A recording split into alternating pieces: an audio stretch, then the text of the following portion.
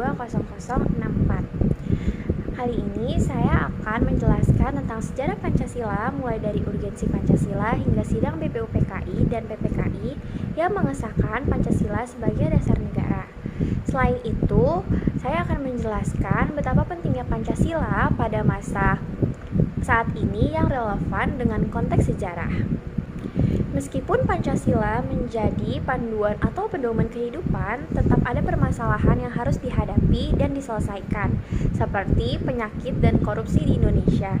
Dalam proses pemecahan masalah, inilah Pancasila tidak hanya berperan sebagai pedoman, melainkan juga pelindung bangsa Indonesia agar tetap berkomitmen menggapai tujuan dan cita-citanya. Kesimpulannya, urgensi Pancasila sebagai ideologi adalah satu, menjadi penolak hal-hal yang tidak sesuai dengan kepribadian masyarakat Indonesia.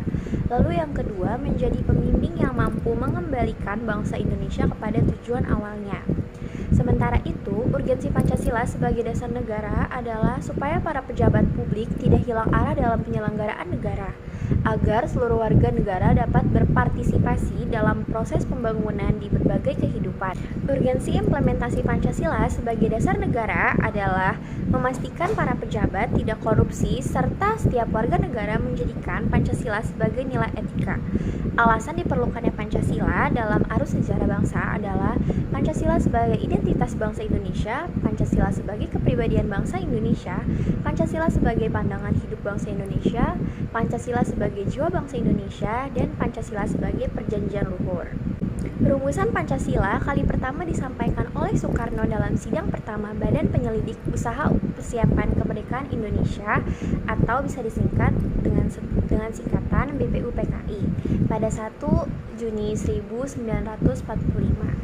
Setelah itu, Pancasila baru diresmikan sebagai dasar negara Republik Indonesia pada 18 Agustus 1945 oleh Panitia Persiapan Kemerdekaan Indonesia atau biasa disingkat dengan PPKI. Konsep dan urgensi Pancasila dalam arus sejarah bangsa adalah membimbing serta memberikan daya dan upaya kepada masyarakat, bangsa, dan negara untuk mewujudkan cita-cita dan tujuan nasional. Namun, jauh sebelum rumusan Pancasila disampaikan, cikal bakal munculnya 5 dasar negara Indonesia adalah lahirnya rasa nasionalisme pada setiap diri masyarakat Indonesia.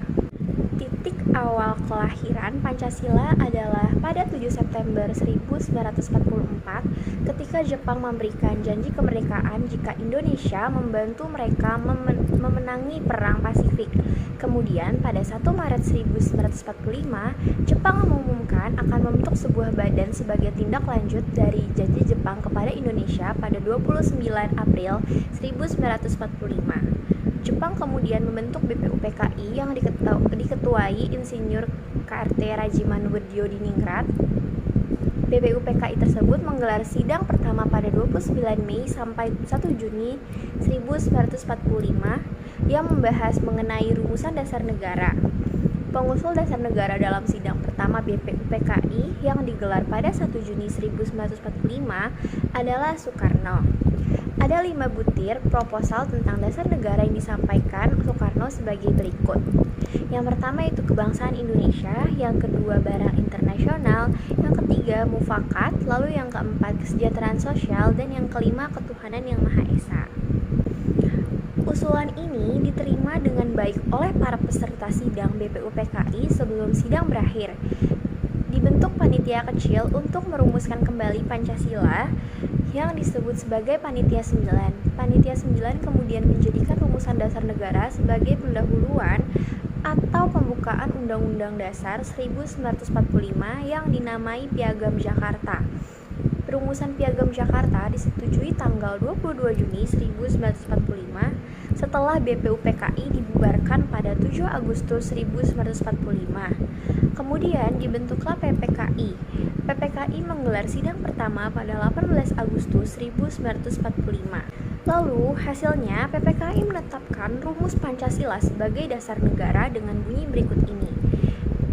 1. Ketuhanan yang Maha Esa. 2. Kemanusiaan yang adil dan beradab. 3. Persatuan Indonesia. 4. Kerakyatan yang dipimpin oleh hikmat kebijaksanaan dalam permusyawaratan perwakilan.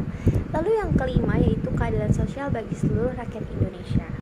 Selanjutnya, saya akan membahas tentang pentingnya Pancasila pada masa saat ini yang relevan dengan konteks sejarah. Setiap negara pasti ingin tetap kokoh dan tidak mudah terjadi perselisihan di antara warganya. Hal tersebut membuat pentingnya kita memiliki dasar negara dan ideologi yang kuat dan disusun dengan seksama. Pancasila tidak mengadopsi ideologi dari manapun sehingga nilai-nilai Pancasila kita lebih unggul dan juga lebih cocok karena berdasarkan kebiasaan dan sifat warga negara Indonesia sendiri. Alasan Pancasila sangat dibutuhkan karena kita memiliki banyak sekali suku, budaya, agama, dan juga secara demografis kondisi wilayah Indonesia sangat besar dan terdiri dari pulau-pulau yang dipisahkan oleh laut yang dapat membuat kehidupan di Indonesia menjadi banyak pandangan sehingga dapat menimbulkan perpecahan. Oleh karena itu, norma-norma yang terkandung dalam Pancasila dapat kita gunakan dalam dasar kehidupan bangsa agar tidak mudah timbul perpecahan. Di antara lain, norma-norma yang terkandung di dalam Pancasila yakni yang pertama yaitu norma agama. Norma agama disebut juga norma kepercayaan. Ini ditunjukkan kepada semua rakyat Indonesia untuk dapat beriman kepada Tuhan Yang Maha Esa. Dengan adanya norma ini, diharapkan setiap rakyat Indonesia dapat berpegang teguh kepada agamanya masing-masing dan saling menghargai. Lalu yang kedua, ada norma moral atau norma kesusilaan. Norma moral adalah norma yang paling dasar dalam mengatur budi pekerti kita atau etika kita. Norma moral ini menentukan bagaimana cara kita dapat menilai lingkungan masyarakat maupun di dalam rumah. Norma ini berasal dari diri sendiri, sebagaimana kita menyingkapi lingkungan agar kita dapat diterima dan mudah untuk bersosialisasi. Lalu yang ketiga yaitu norma kesopanan. Nah, norma ini juga disebut norma sopan santun, tata krama, maupun kadang juga disebut dengan norma adat. Norma ini didasarkan kebiasaan rakyat Indonesia dalam berlaku di masyarakat. Pada suatu daerah dengan daerah lain berbeda dasar-dasar norma kesopanannya. Lalu sanksi dari norma ini biasanya berasal dari masyarakat setempat. Lalu yang keempat yaitu norma hukum. Norma hukum berasal dari luar rakyat. Biasanya norma hukum dibuat oleh negara atau pihak setempat yang mendapatkan kekuasaan penuh dalam mengatur dan juga memaksa setiap rakyat. Contohnya adalah negara membuat sebuah peraturan perundang-undangan tentang lalu lintas untuk mengatur rakyatnya agar lalu lintas jadi lebih teratur. Nah, sanksi yang didapat dari norma ini biasanya didapatkan pada persidangan resmi yang dipimpin oleh hakim. Di era modern ini juga ditandai dengan kemajuan teknologi yang menimbulkan beberapa perubahan dalam kebiasaan masyarakat. Salah satu contoh dampak akibat dari era modern ini, masyarakat yang mengikuti tren dari negara lain dan transformasi budaya. Dalam kondisi ini, masyarakat sudah tidak mempedulikan nilai-nilai Pancasila sebagai ideologi dan pedoman hidup bagi rakyat Indonesia dalam perkembangan zaman tersebut.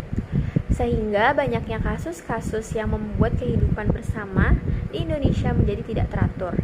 Dengan adanya pengaruh dari dunia luar, rakyat Indonesia sudah mulai merubah dasar dalam kehidupan bersama mereka seperti mulai hidup secara individualisme, lalu tidak menghargai orang-orang di sekitar, lalu berpakaian sepakai orang barat, dan yang keempat yaitu melakukan kegiatan-kegiatan dan kebiasaan orang luar. Dengan adanya perkembangan zaman tersebut, penerapan Pancasila sebagai dasar kehidupan bersama di Indonesia wajib untuk diupdate dan diupgrade agar penyuluhan dan juga penerapan Pancasila di lingkungan masyarakat menjadi lebih fleksibel dan juga sesuai dengan adanya perkembangan zaman. Dalam hal ini, biasanya para pemuda harus tetap menerapkan berbagai hal-hal positif dari perkembangan zaman meskipun pada masa sekarang, banyak sekali anak-anak muda yang selalu mengikuti perkembangan budaya barat dan juga lebih konsumtif daripada orang pada zaman dahulu. Beberapa hal yang perlu diperhatikan dalam era modern yang tidak sesuai dengan kehidupan rakyat Indonesia sehari-harinya.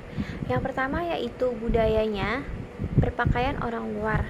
Budaya berpakaian yang selalu terupdate dengan style luar, bahkan dengan harga yang sangat tinggi, juga dapat membuat kehidupan bersama di Indonesia menjadi terganggu. Dengan update-update hal tersebut, biasanya menyebabkan kesenjangan dengan orang-orang sekitar sehingga norma yang berlaku di lingkungan masyarakat tersebut diabaikan. Lalu yang kedua yaitu kebiasaan-kebiasaan orang luar. Nah, orang-orang luar biasanya melakukan hal-hal yang diperlukan pada lingkungannya seperti minum minuman untuk menghangatkan tubuh, tetapi beberapa orang di Indonesia menyalahgunakan dan meminum minuman keras tersebut tanpa alasan yang jelas, sehingga membuatnya mabuk dan dapat membuat perilakunya di lingkungan masyarakat itu tidak terkontrol. Lalu yang ketiga itu cara berbicara. Nah, orang luar berbicara tanpa adanya adat dan istiadat sehingga mereka biasanya berbicara dengan hal yang sama terhadap orang tua, bahkan teman tanpa adanya perbedaan bahasa yang digunakan. Karena hal tersebut, kita sebagai warga negara Indonesia baik Karena hal tersebut, kita sebagai warga negara Indonesia yang baik dan anak muda yang merupakan pilar dari bangsa ini harus tetap menerapkan Pancasila dalam kehidupan sehari-harinya di Indonesia. Sekian penjelasan dari saya. Terima kasih. Wassalamualaikum warahmatullahi wabarakatuh.